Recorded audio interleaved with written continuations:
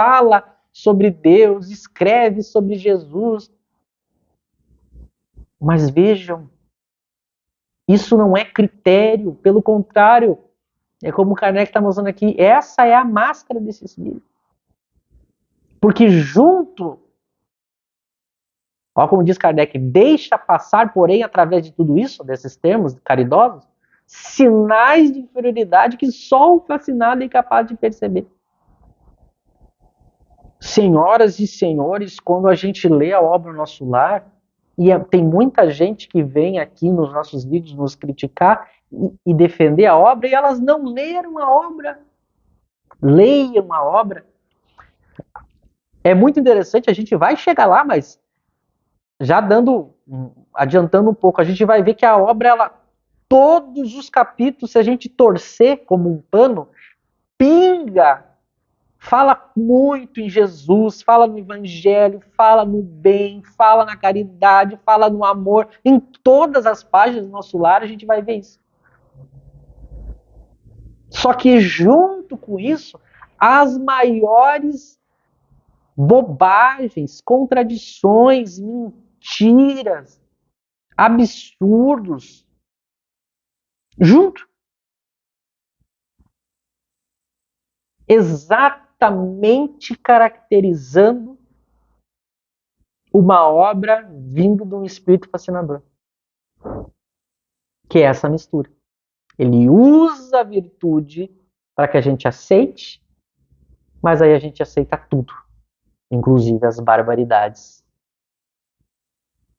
E aqui vem um ponto curioso. Quando alguém percebe isso e vai alertar o fascinado,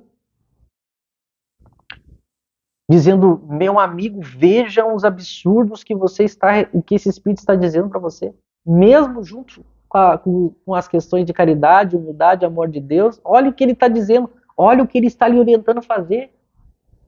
Olha que perigoso, que absurdo, que errado, que falso. E aí o espírito enganador faz o quê?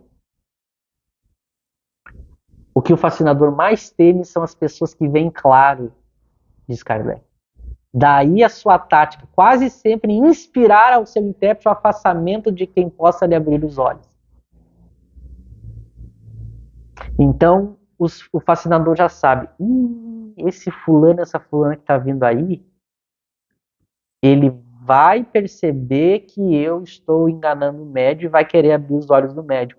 E ele inspira o médium a se afastar dessa pessoa.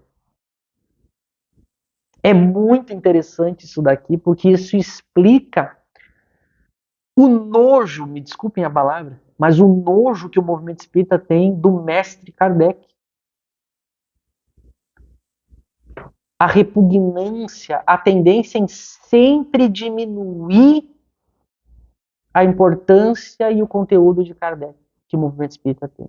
O movimento espírita, ele sempre, estou falando em linhas gerais, tá, por favor, mas a fala do movimento espírita em geral, principalmente do que foi construído no século XX, é sempre desprezando Kardec, dizendo, não, até que tem uma importância, mas não é tanto, está meio ultrapassado, tem uns pontos aqui que ele falou para a época dele, agora já não serve tanto, pô, mas Kardec também errou, não, mas é que veio outra obra que é mais profunda, e as pessoas vão, não, isso aqui é muito básico, não, isso aqui é só para... Não, isso aqui é só para quem tem mente fechada, porque o contexto mudou, as coisas mudaram. É sempre uma ardilosidade, uma tendência que por estar está dizendo assim, não leiam, não estudem, não escutem Kardec.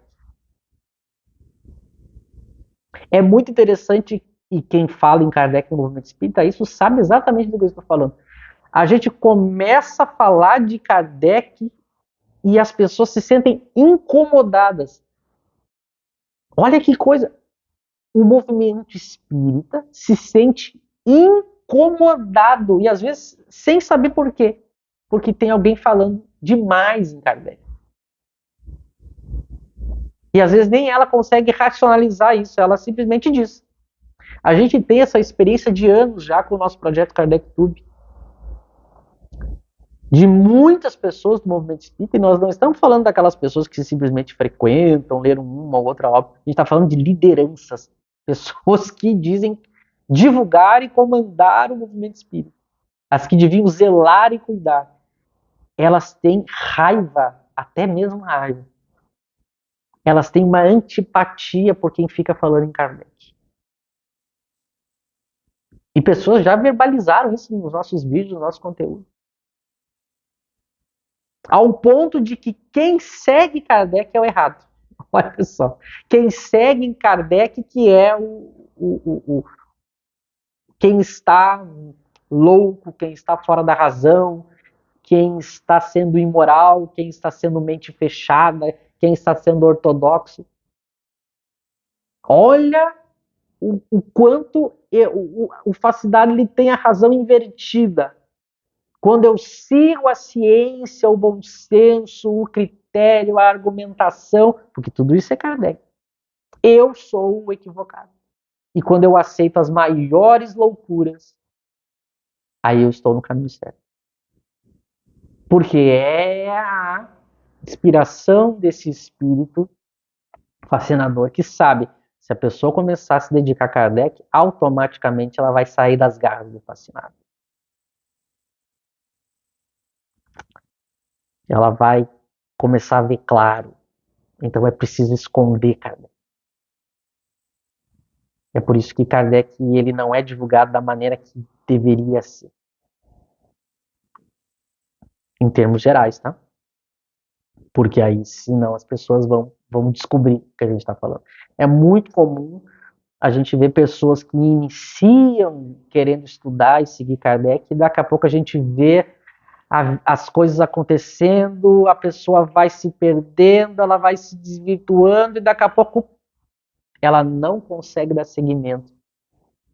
E a gente vê que são esses espíritos inspirando o seu fascinado.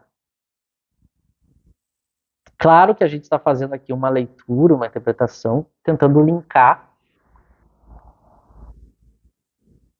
o texto com a realidade que a gente narra aí do movimento espírita no século XX, né? Mas ele mostra, por esse meio, evitando toda contradição, fica certo de ter razão sempre. Aqui vem um ponto-chave para combater a fascinação. Aceitar a contradição. Aqui está o ponto fraco do fascinador. Porque ele inspira que você só ouça quem pensa igual a você.